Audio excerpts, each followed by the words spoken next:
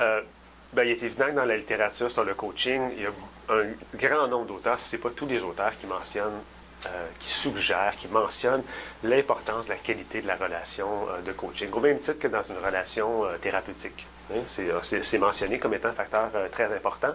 Ceci dit, il n'y avait pas beaucoup d'études jusqu'à ce que je m'y intéresse un peu plus spécifiquement qui évaluaient quel était le rôle de l'alliance de travail sur les retombées d'une démarche de coaching. Donc, moi, dans des études que j'ai faites dans le cadre de mes recherches doctorales, je me suis intéressé à regarder quel était le rôle de l'alliance de travail. Quel était le rôle qu'il jouait? Est-ce que c'était un rôle? Est-ce que c'était un prérequis? Est-ce que c'était un nice to have, comme on peut dire en bon français, quelque chose qui avait son importance, qui facilitait les retombées, ou c'était plus que ça?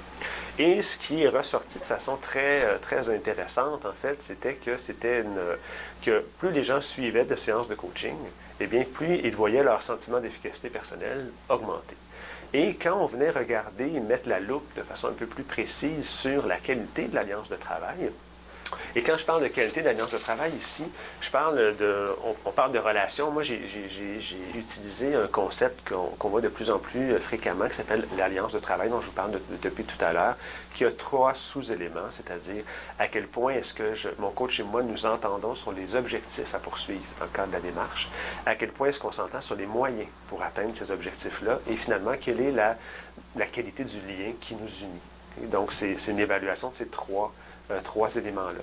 Eh bien, on voyait que même si les gens avaient suivi beaucoup de séances de coaching, si cette alliance-là n'était pas très forte, eh bien, on ne voyait pas ultimement des retombées en termes d'augmentation du sentiment d'efficacité personnelle. C'était donc non pas simplement quelque chose qui était une variable à valeur ajoutée, c'était carrément un prérequis. S'il n'y avait pas d'alliance de travail qui s'établissait de façon forte, eh bien, il n'y avait pas de retombée de coaching.